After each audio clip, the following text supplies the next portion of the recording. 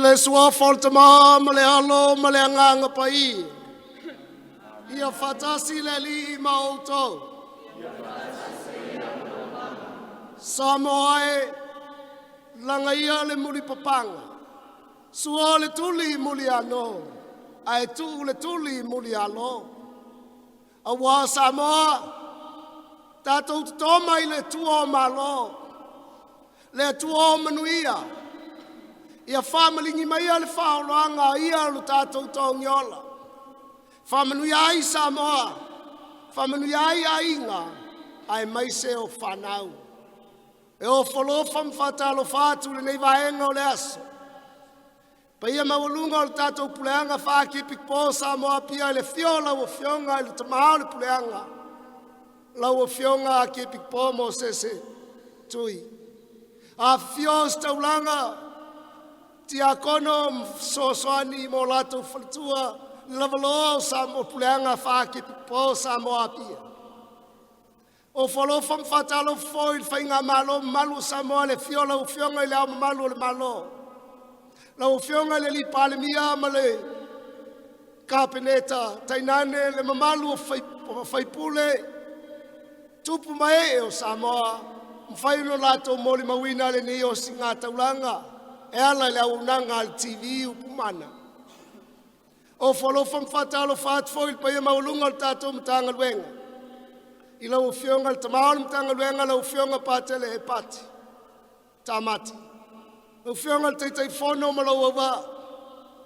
Tainane le pa ia maulunga le Matagaluega i o na tūlanga whalupea. O whalofa foi lau fionga le tiakono ma le whaltua. Mai a tātou osi le nei taulanga i le tātou wali. Ma moli lo tau saifua ma so mātou Vaoala i le whatawhai taulanga e tasi o lo nā lofa. Ia tōla na pule vai luola na mana. Whapaiaina ma whakalasiaina i tātou malabu. Tā pena lai leo singa o le nei taulanga i le asa Tolu o le vai tausanga paia o le whangafulu. Pangala valea. Tātou au whanau e lea unga i lana silwhanga. E pupuo tātou loto le laulangi maona tuina naunga. E avanga le tō whaama le whautanga i le whilima na whaososonga. E vai tātou i le whapaole o tātou tiute ma o tātou whaiva. Ina ia e angawā ma ou angawā i le whatawhai taulanga ke riso. Tātou toele nei la i le loto salamo. Whatangisia le tua i le na whamaangalonga. Ina ia angawā ai tātou i le o singa o lana taulanga. O te tautau i le tu.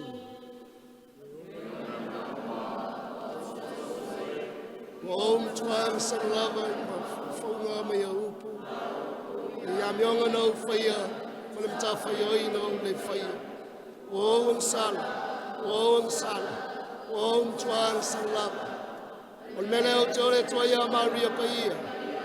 E tau pupea, le awa ngelu ma le au paia uma. Mautou au so. Yo total si au leli, lo tātou atu. Ialo whamaya te tātou le tua o le ona le manau. Whamangala mai tātou me tātou ang sala. Ma Taitai tātou le olai whāwawang.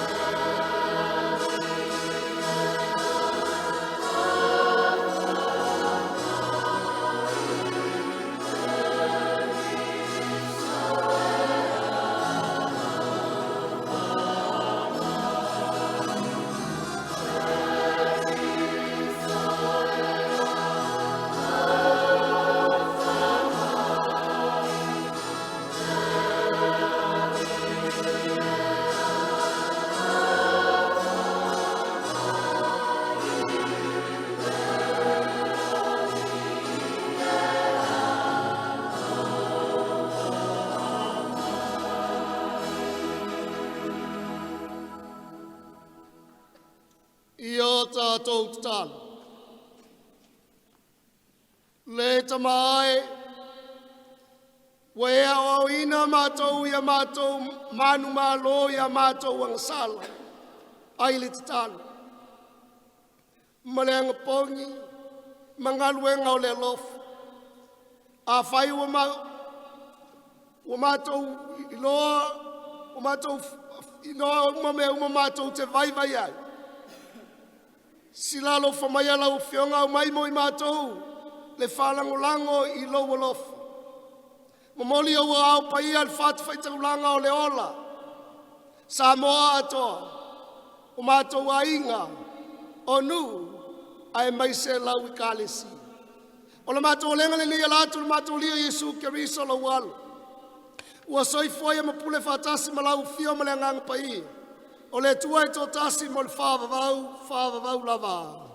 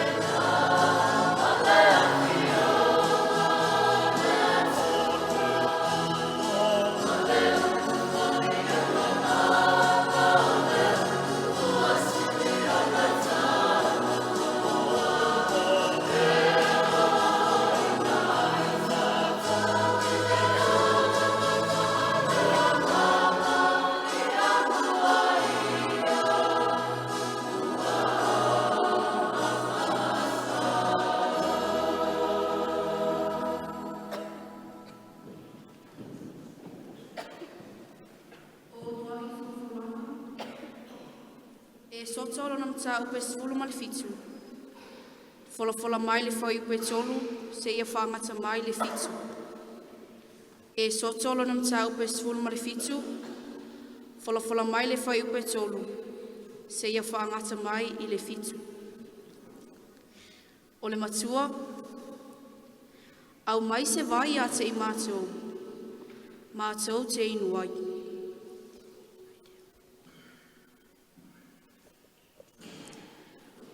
O na fia inu lea o le nuu I lea meo. Ua lato mui fo'i I a Mose. Ua whai mai. Se ale mea e awa e ai I mātou nai ai kupito. E fasio ti ai a te I mātou, ma a mātou whanau. A toa ma a mātou manu I le fia inu.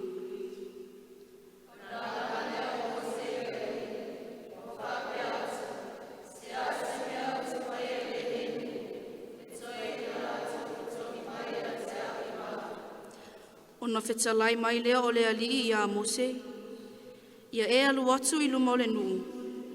Tātou te o manisi toea ino Israelu. Ia e ave fo'i I lau lima lo to'o na e taia I le vai tafe, ma e alu.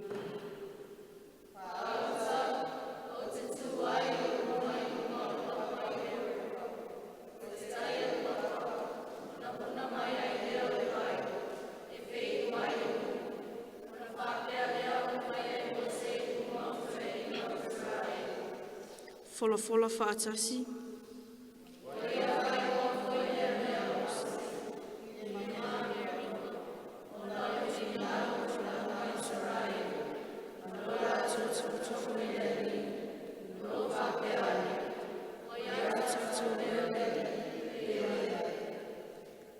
O le upu a le ali.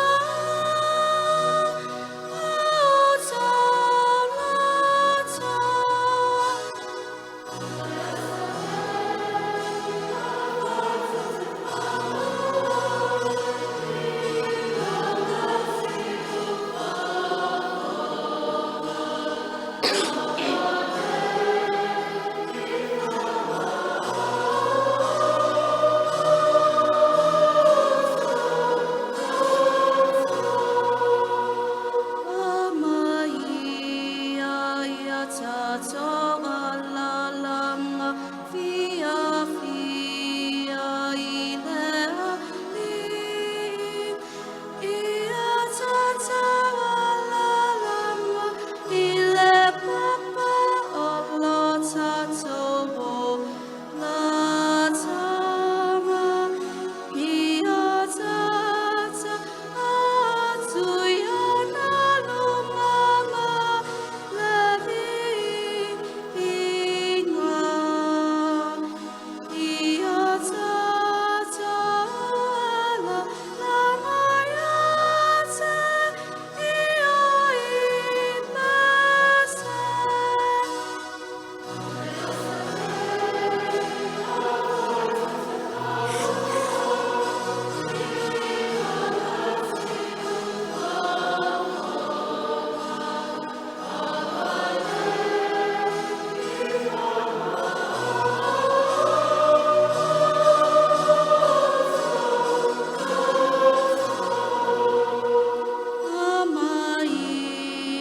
Ia tātou wifo, ia tātou punanau, ia tātou totoli, lumalani ia lena whaia i tātou.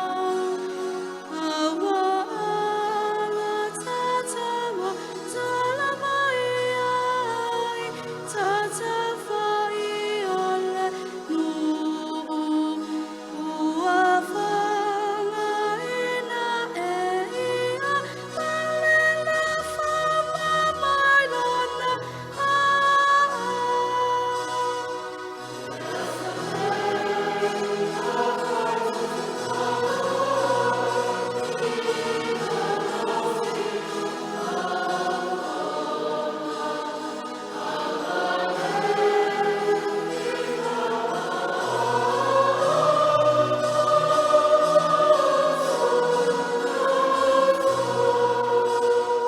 Ole asone ia whai tau te whalonga i lona si uwhawhanga. Awa nei whama o taulata e peo na whaia i merima.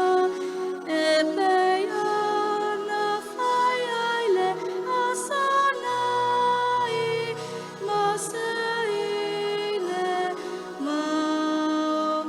Na whasa samaya ia te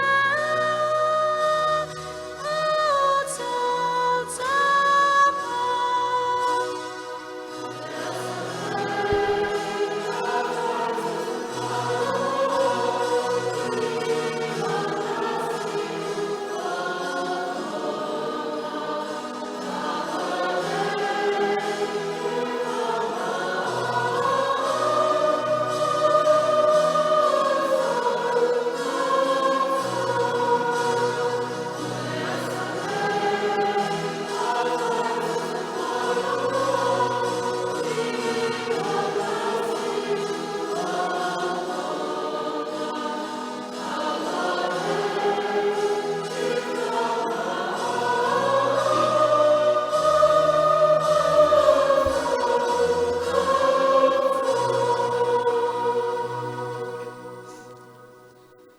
Olona lua folfolanga, maua mai le tusi a Roma lana mata au koe lima, tātou fola whelawhalafoa e mai le whai upu mua mua, whāwau i le lua, si i le whai upu e lima, whāwau i le whai upu e walu.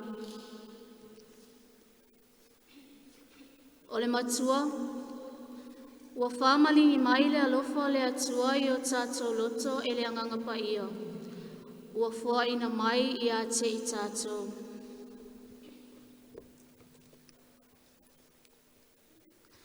O le nei, ua tauami o tonuina i tātou i le whaatuatua.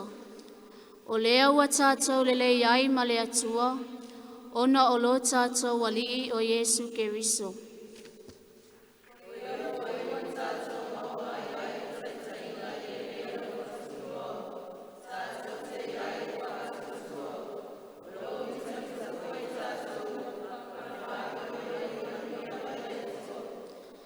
O le whaamoe moe foi e le mai. A wāua whaamaringi mai le alofa o le atua I o tātou loto, e le anganga paia ua fua ina mai I a te I tātou.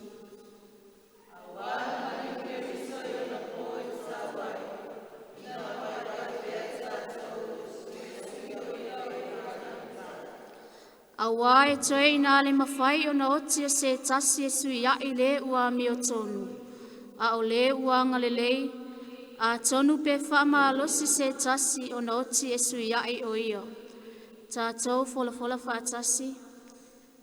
A ua whaali tina mai e le atua luna lava alofa I a te tātou. Ina ua maliwa lofo le a te tātou. A tātou a masala pea. O le upu a le alii.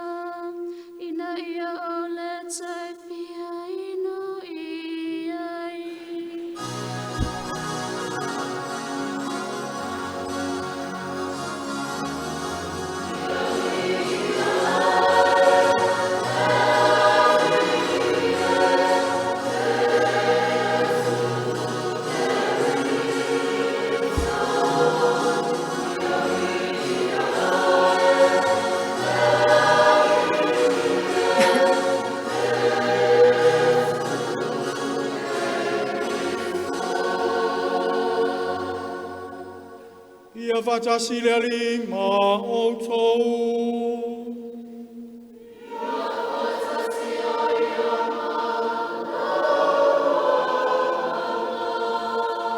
O le folafolanga mai le vangelia paia Ioane.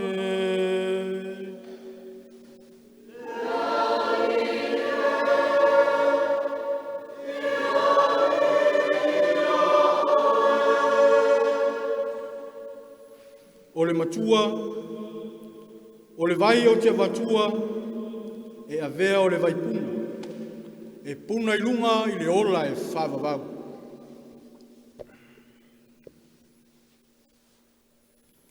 Ua antu ia I le tasi ai o Samaria, o se kala le ingoa, e lata ane I le whanua, na avantua I Iakopo I lona tali o Iosefa. Ua iai le vai puna o Iakopo. Ua lela wa fo Yesu I lana malanga. Ona nofo ai lea o ia I lunga o le vai. Po ua o I le tutonu o le la. Ua sau le fafine Samaria e utu vai. Ua fetala I atu Yesu I ante ia. Au maia I ante au o te inu.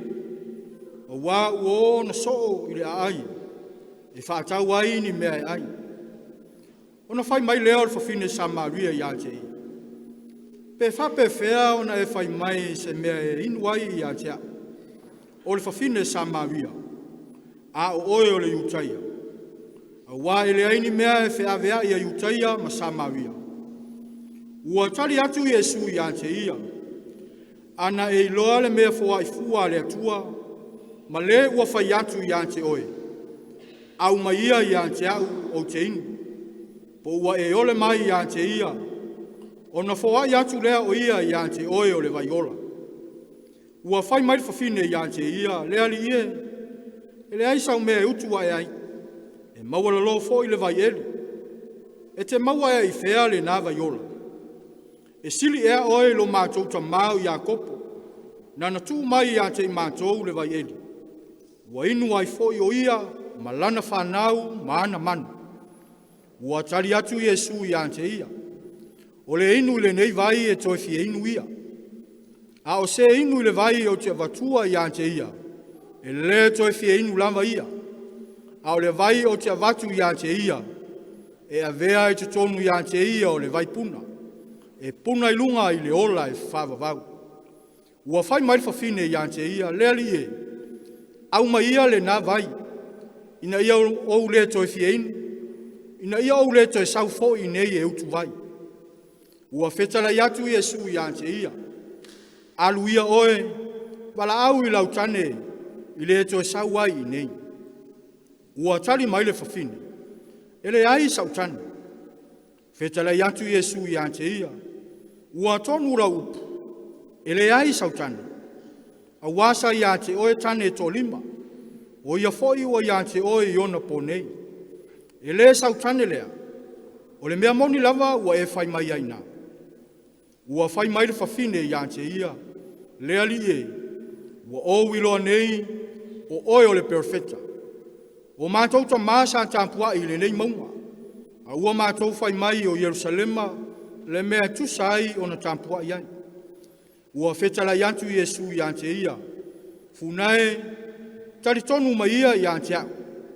E o mai o na aso tō te tāpua ia i le tamā.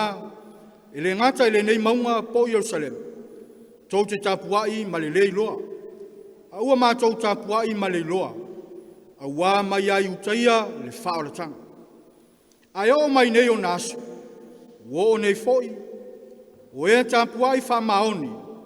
Lantou te tāpua i le tamā. I le anganga ma le whamaoni. A ua o lo sa ili le tamā. I e tāpua i whapena i ante ia. O le atua, o le anganga lava ia. O e tāpua i ante ia.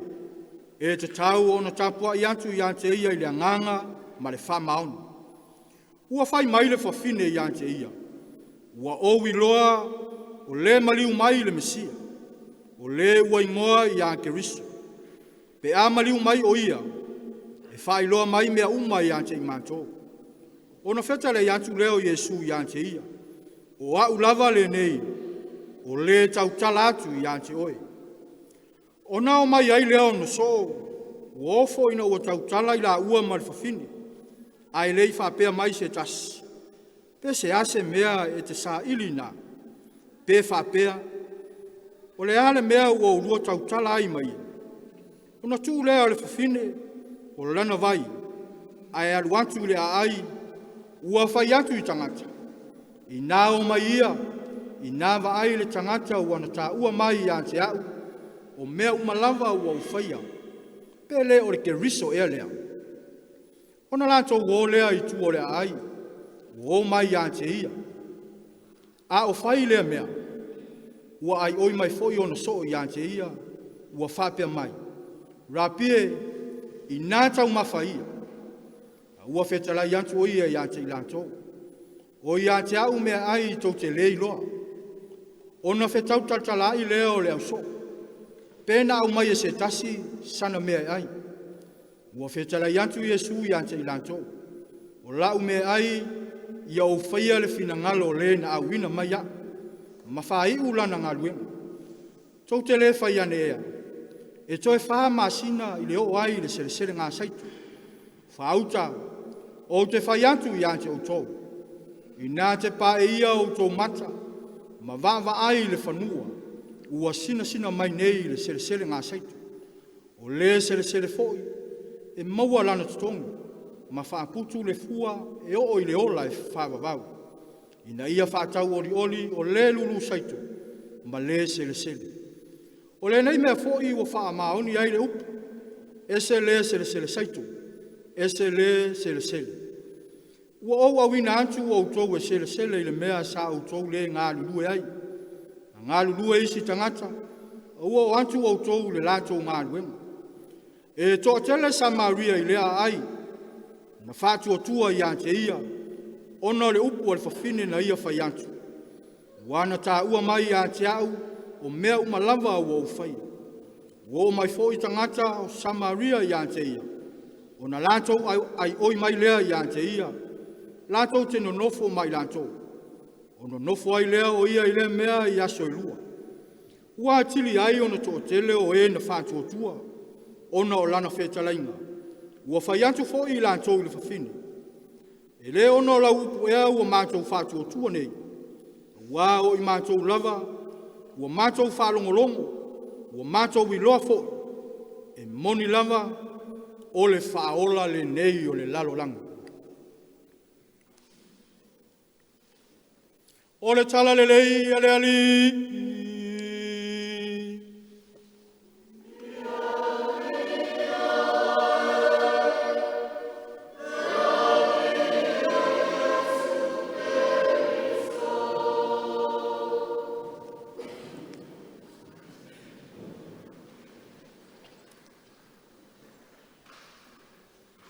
Liu alo mai au fofonga le ali.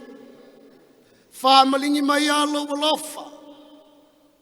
E utu pupu ina le ngā lala o mātou wanganga. Shine your face, O Lord. Pour out your love to quench our drooping spirits. Soafal tama, male alo, male nganga pai. Nau mati le taunga inu o le ola whale nganga. E tau teva lo tātou nei ola. E tau saili se tofi malie ma se file mu. E tau apa e saili le malienga o le loto ma le ola whale nganga. Ona tāua ai lea o le wala au o le nei vai tausanga. Liliu lo wala. Salamo iau ang sala. Toi foi I lo tu. A wao I lo tua. Le taunga inu o le ola. O I lo tua foi. Le tofi malie whana nau ia ilu tātou ola. O ilu tātou tua tāpuai. Lo nā lofa wa whamalingi mai lana whaoloanga. E tongi ola ina ai a tātou wang sala. Tāua foi la le au ngani mai o Afioga soifua le tua I le so. Pe ona te talo mai ai le faisalamu. A fai tu te whaafonga I lona siu whafonga I le so. Aua nei whama a o tātou loto. Tasi ale me whana na wailu tātou wali I mo oe mau. Ia tātou maua le loto te tala. E te tala ina I o tātou loto I whafonga o le tātou tua. E na te utu pupu ina le ngā lala o le tātou wola whale nganga. E na te umea le vai malu e vai malu ina ai. Ma whamau lalo ina ai le whamaa o le loto. O le whamau lunga o manatu malangona. O le saili ili ina ia maua le alofa moni. Saili ili na ia taualoa. Saili ili na ia amana ia ina. O nā tura ia o tātou wola wha tangata. I le vaitau o tātou iai nei. Le vaitau o le vava o ma le pisa o. Le vaitau o taua ma whewai vai inga o le utu le toto masa. Wa whano ma mau soifua I taua ma whewai vai inga. Ai le nā le pauai le nā. Wa tupu le whiitanga inga I Vaoala inga o uso a tangata. Wa tupu le whiitanga inga. Ma ua whaulai o le avea ma mai e le foa. Le avea ma mai e le sona tonga fitinga e tonga fiti ai. We're living in a very difficult time. A time that our hearts and our spirits are longing for the true love, longing for the true peace, longing for the true freedom in our lives and in our society and in our world. E te le atu le manaonga o Israel, na ilo le vai. Sa to mumu ma mui la to ina wave ese mai la to mai ai kupito avese mai e Mose i lana Taitai. Ona wo ia i lātou le manatu. Ame wa vese ai mātou. Ame wa umai mātou le nei vau tu fua. Ma ele eini mea ai, le eini vai. Ana mātou nofo lava ia i kupito. Pope nei o lo mātou ta whili saunoa i mea ai. Ta whili saunoa i le tele o le vai. Tainane o lo polonga i lātou le pule sawa. O lo polonga i lātou i taitainga le. Silfia le tua. O le to mumua Israelu. O le loa fua mai i le loto le whamariaina. A fua mai i le taritonu ma le whatuatua. O iai lo lātou tua e lawe ai. I lona ao malos. Nā te lawe ai ina lo lātou ola. Tari leo le tua. Ia mo se tango i ngā taia le papa. O le apuna mai ai le vai. E feinu ai i lātou. Le ala lea papa. O le whalupenga o lo tātou atua tāpuai. O ia o le papa o lo tātou o lo tanga. O ia o le whawai mausali o le ola o so se tangata. O ia o iai le nā papa le punava i ola. E whamali e ina ai o tātou loto. E whasusu ina ai o tātou ngā lala. E whatupu tele ina ai le ola. Awa o le vai. O le ola. O le vai foi. E iei le malo sianga. E na te lepetia ma whaale lei. O tātou atua tāpua i malona alofa o whātusa i le puna vai lea. E whamalingi mai pēa i aso umai lo tātou ola. Ai pulu nau na wina i tātou ina ia mawhia tātou whananau. Whananau o tātou loto i le nawa i puna tātou te inumia. I aso uma o lo tātou nei ola. E tele mano noa i whetaya inga i le whenga inga whau o whetaya inga i Jesu matangata. O le amatanga o le evangelia le nei Ioane. O le ulua i whetaya inga lava i Jesu o Ioane. Le ena tusi ailo na 5. Whauta i le tamai mā moe le tu. Ai amata le latu o atu so o Yesu, amata i le fesili a Yesu. What are you looking for? Whamai le latu tala. Mātou te fia wa ai o whea te lala ai. Where do you live? Walauria le Yesu o so ne o Ioane. O mai i nā mata. Come and see. Whaiu le evangelia Ioane. I le asia singa al whawhine i le tunga mau. Ai whasia si le whinga le tunga mau o Yesu. Siri leo Yesu. Who are you looking for? O aina e te tau sa ilia. Wau le ilopo whea o lato a vea ailo o li. O le tali lea le whawhine. Whtaia e Yesu ma le whine mwhatonu e sauna alu i Galileia. Me o iei o na so. E o mai. E longo iei le tala o to e tū o ia.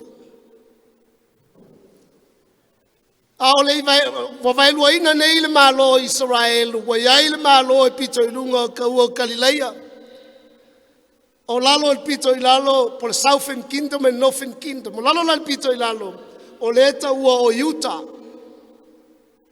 A o le o ngā tonu lao i. O iei le o ngā ele o Samaria. Lea e whasino iei le whtaia inga lea Yesu. Ma le whawhine le eiso na ingoa. I le vai leo Iakopo. A o le vao mo nui e lua, e whaingo fie po le awala pupu, shortcut, pe a ui atu, pe alatu le iuta ia po le Israelu, i lalo iuta, e alunga ilunga i kari laia isi o lato wainga.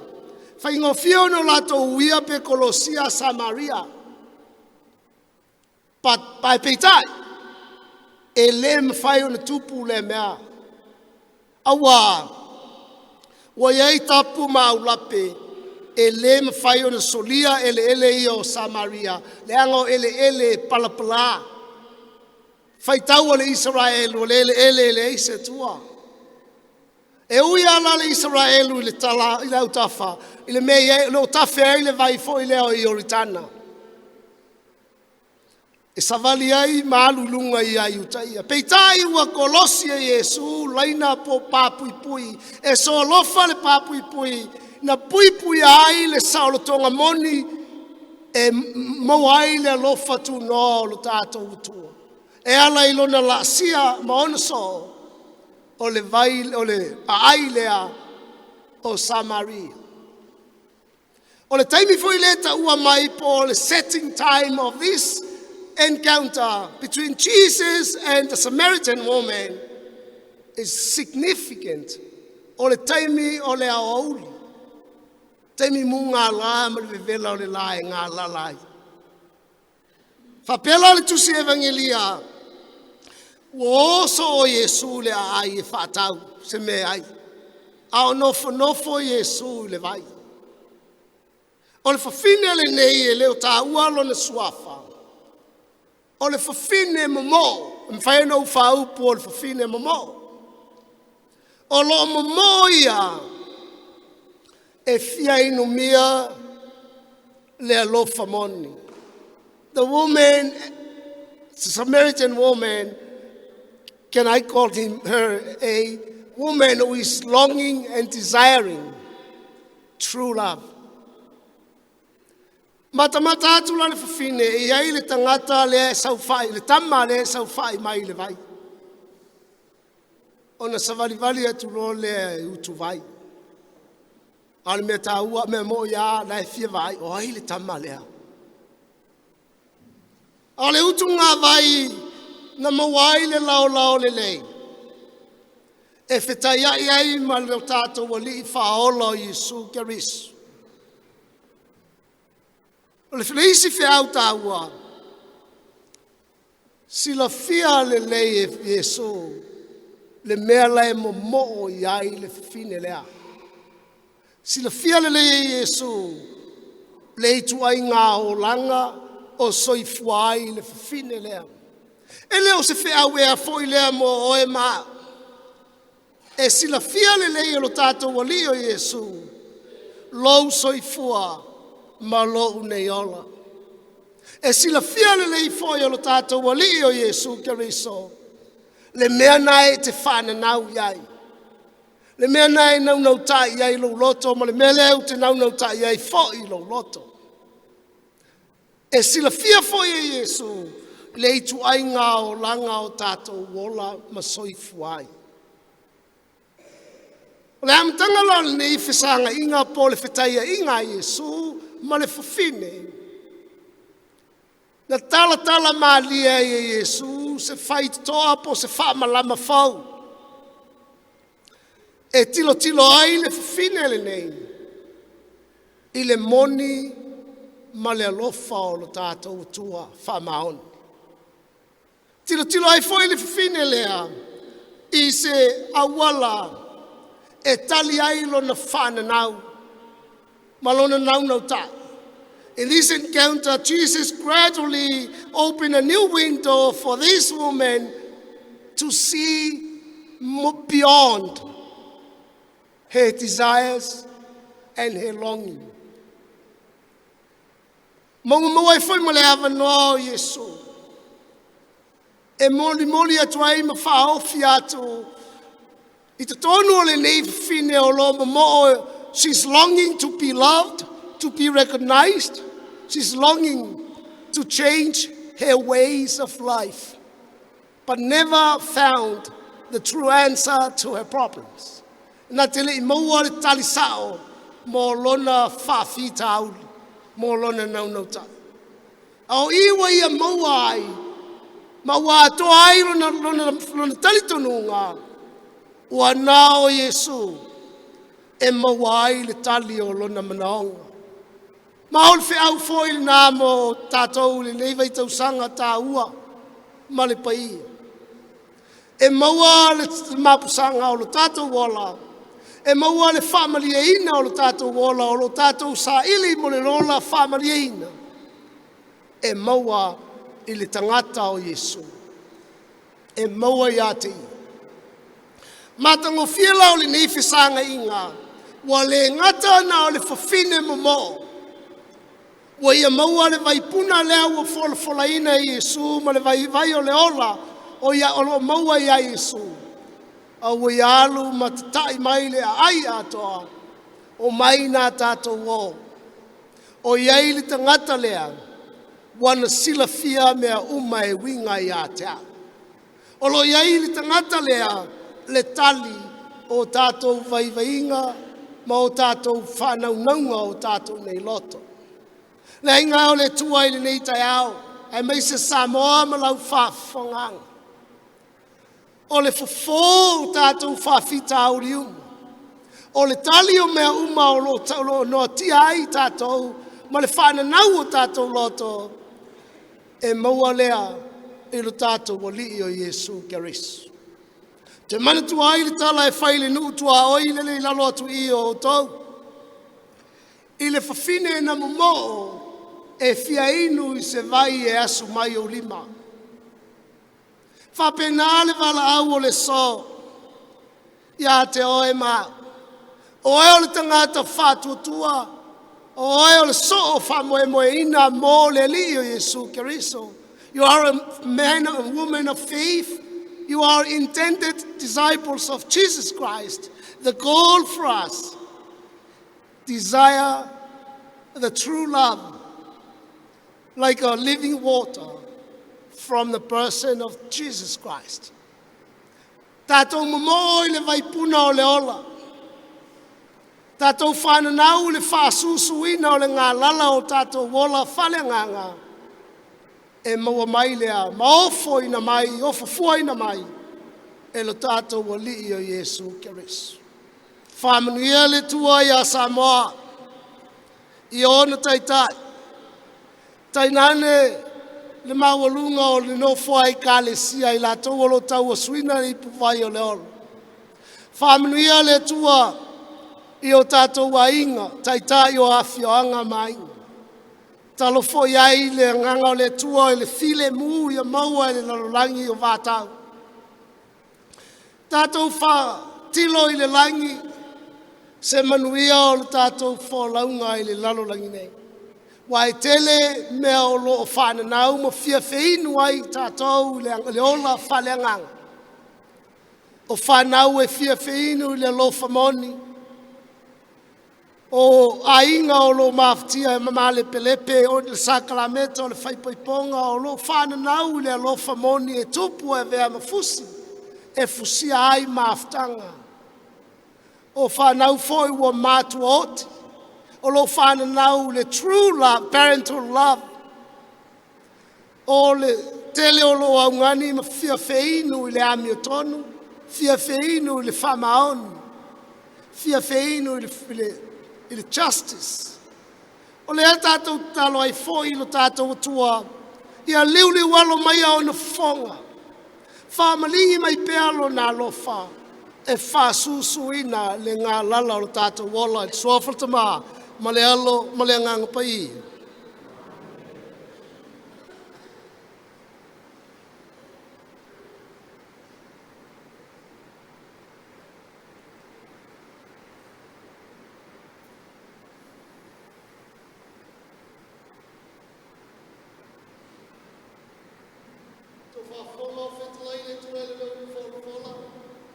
Tātou tutulai, tari atu ia te ia, le fola whatasi o le tātou whātua tua e tas. O te whātua tua i le tua e tō tas. Le tamā e ona le malosi o malava. Le ni whaia le langi ma le langi. O mea uma ua vai ama mea leo vai. O te whātua tua i le li e tō tasi o Yesu Keriso. O le alo e tō tasi lava o le tua. Le in whanau o le tamā o le whaia se me tasi. O le mamulama mo le mamulama. O le tō moni mai le tō moni. Le whanau ai le whaia. E winga tusa o ia ma le tamā. O ia whoinan whaia i mea o mulama. O i tātou mo tātou whanau. Whoia mai le langi. Ma o le ngang paia na liu tintangata ai e le tau pou Maria. Ma ua ve ai o ia matangata. O i tātou na whakulu seina ai o ia. Ao pule pansio pilata. Na maliwai ma whalalawas. Pentu setus. Na fio ai o ia le langi. Ma o lo fio ai le au tamtau o le tamā. O le atoe fio mai o ia le mamalu. Whamasino e ola me wot. Ola na malo foi e le eiso na ngā tāna. It whātu tua i le ngang paia. O le foi i le ola. O le fio mai le tamā ma le alu. O le i whangia ma vi ia whatasi ma le tamā ma le alu. Le sai mai perfect. O te whātu tua i le kālesia e tas. E paia e kātoliko ma apostoliko. O tautino atu le papasonga e tas. Mo le whamangaloina o angsala. Mai leo langa atali. Amen. Mai e folfola le tātou whātutua. Tātou mōli tau sanga whaleo ina o tātou manaonga i le tātou tua i le nā whātutua. E whafonga le tua i le ai o inga i tātou o le nanu.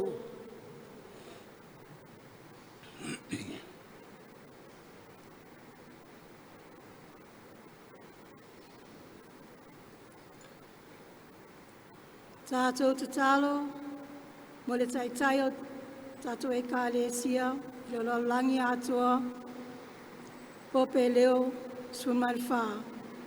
Maona uso aki pikupo, i le langi atua. Tātou te talo, mo le tātou taitai, o le pule anga, Samoa pia, tana Afioga, aki pikopo mo sese i toli tui. Moana ali pelepitelo Samoa i le laulangi atoa. Tātou te talo mo le tamā tātou Matagaluega. Nana Afioga ia Patele pati tāmati. Tātou te talo o lana Afioga Patele Fereti. Lo Taitai tato sauninga nei tai au. O le tato o le ngalea i le li. Le li e whafo mai. Tato te talo mo file mui le lalolangi atua. Tato te talo mo Taitai o malo le lalolangi. Tato te talo foi o Taitai o tato malo i Samoa. Le ali pale mia, male pale mene. Taitai o kālesia le tātou atunu. Le tātou le ngalea i le li. Le li e whafo mai. Tātou te talo mo le uku fola nei taia. Le tātou le ngalea i le ali. Le li e whafo mai. Tātou te talo mo te māmatina mātutua. Lātou ngase. I maota malawa. Le tātou le ngalea i le li. Le li e whafo mai. Tātou te talo mo le tupulanga talavou. Matua finga i le lotu. Le tātou le ngalea i le li. Le li e whafo mai. Tātou te talo mo le tātou Matagaluega Finagalo Fealoa'I Tolu. Na tā whare uma. Mainga tai tō tasi. Le tātou toi le ngalea i le li. Le li e whafo mai. whaafongaina e lau whiolo mātou tuai. Mana onga ma whanau naunga o lau whanau ma lau nu poto i au luma. I mana onga o whaleo ina. Ma le ano anoa i tonu mie o mātou loto taito tas. Sisila me ma le lo whalau whio e ala ia ke riso lo mātou wali i.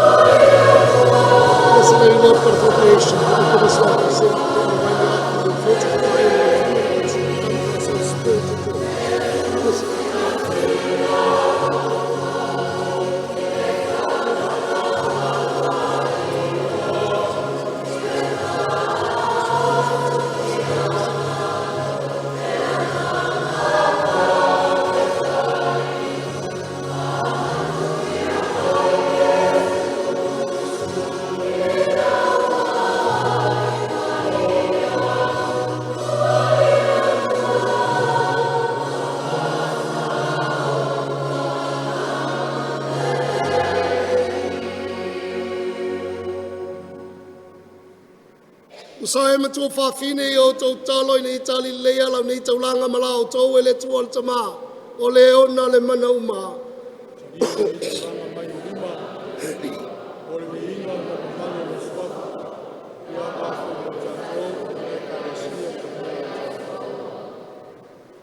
Le lie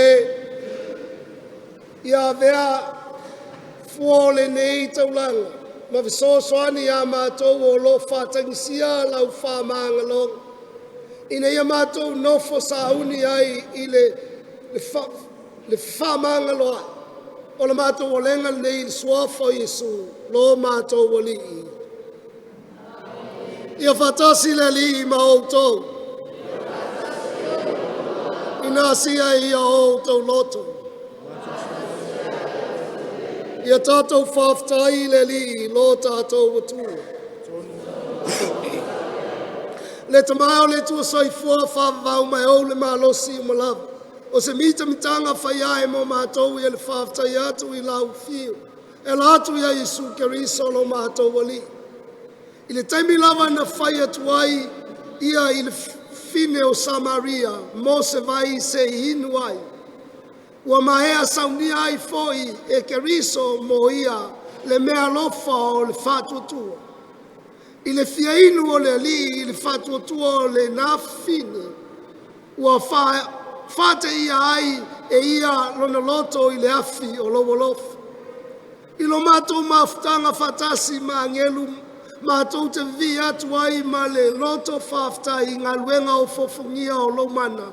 E ala lo mātou a waifu li pese whaitu mau o lo vi ingo.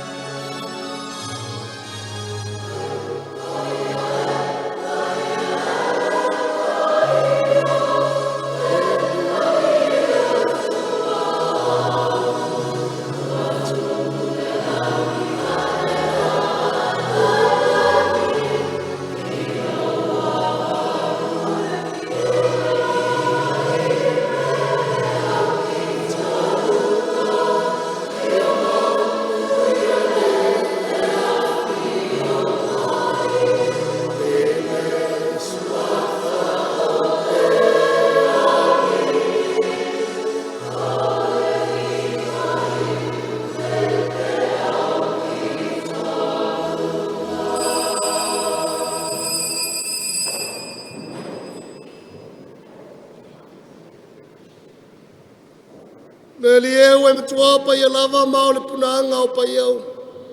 Au ina mailo o nganga e wha pa ia i nei taulanga. Ina ia vei lato moi mato. O le tino ma le toto. O lo mato wali o Yesu Keriso. O le tuina atu ia le oti o se oti nei Italia ilo na lava mali. Tangoio ia le areto wa vatu ila ufiole vi inga ma le whaftai. Tofi ia le areto matuatu lo na uso ma le whape atu. I naftango fia iai o to uma mahai iai. A walo tino le nei, o le afoi na atu, mo to.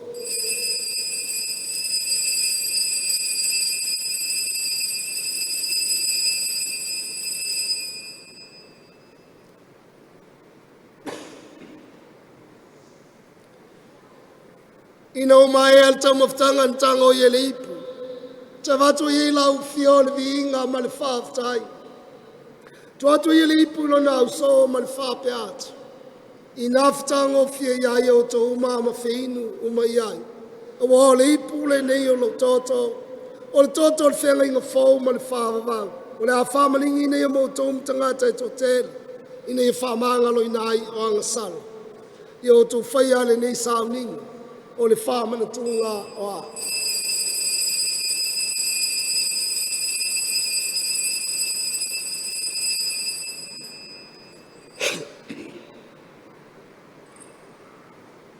O le misteri o le whatuatua.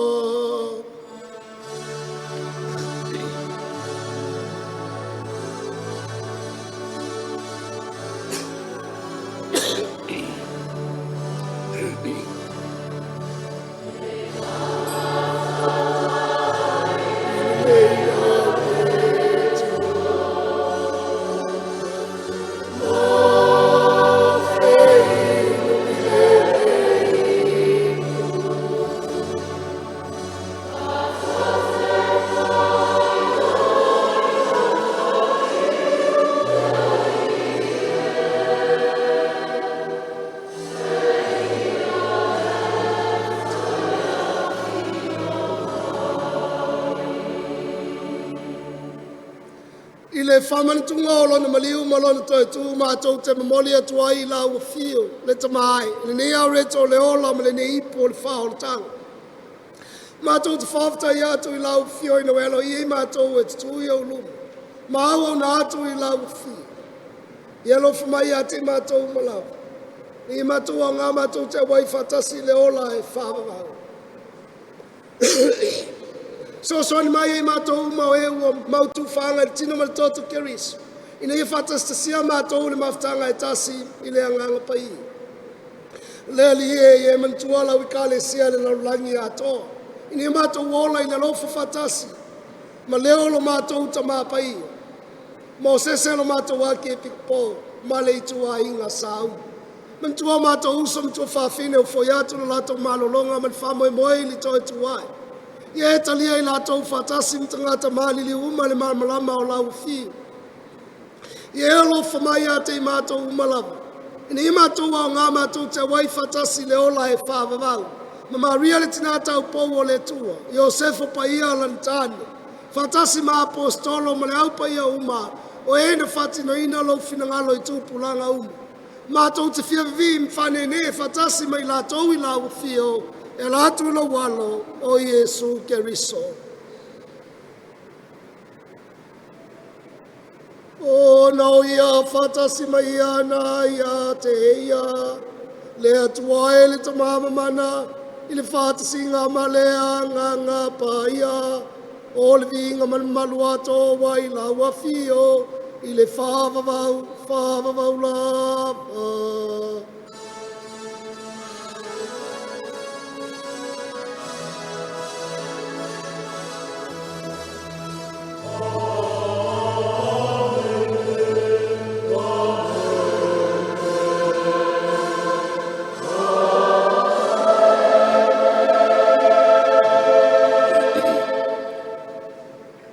Pola inga o le tātou li whaola o whamausarine e nā honga mamana. Ma wanga wa ai tātou e te talo atu.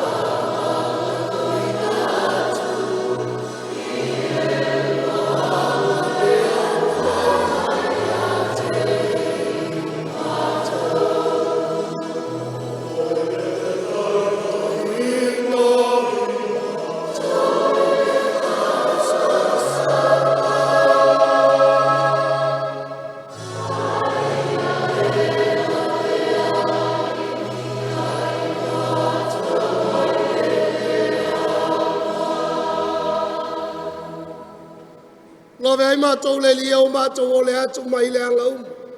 Ma lo whangia ma whai mai ai mātou le file mui o mātou asu. Mai le soso ni mai o lo lofa muti vale.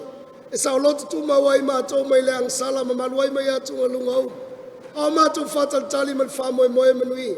Mo le whia mai o lo mātou whaola o Iesu Keriso.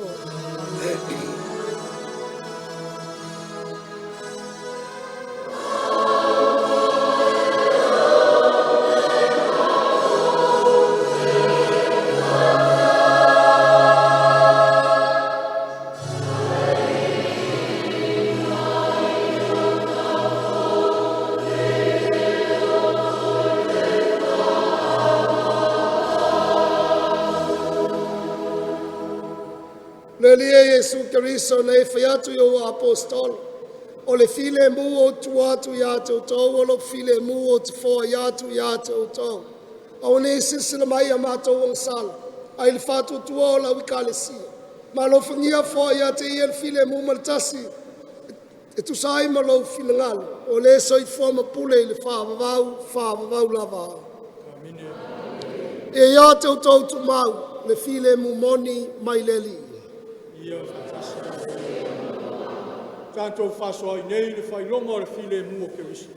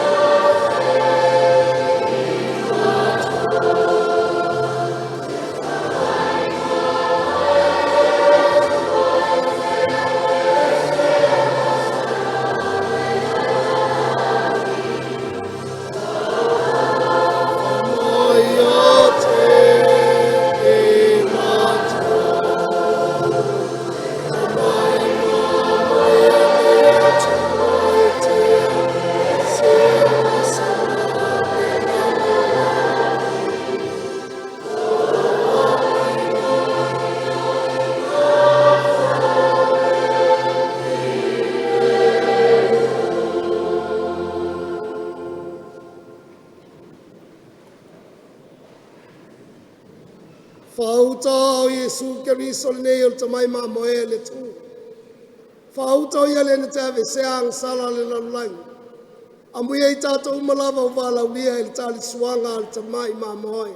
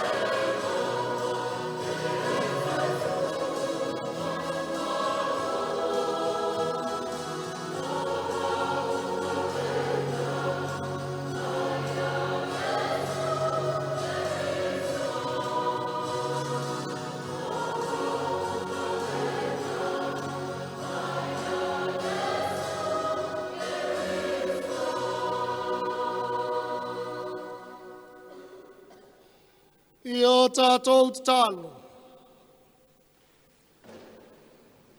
Le li e ia vea lo mātou a wai I le nei sākala meta. Māla mātou te talia ai lau whāmangalong. Mai e whamau popo ina ai mātou whatasi na mawhatangatasi ma le while mu. O la mātou o lenga le nei o nau keriso lo mātou walii. Ia whatasi le li ma outou. Lunga ea te o tau mautu a inga kalsiam whamanianga o le tua o le ona le manau ma le suafa le tama ma le alo ma le anganga pai. O iu le Taulaga Paia I nau I o tau ma le manuia. Lea tuai a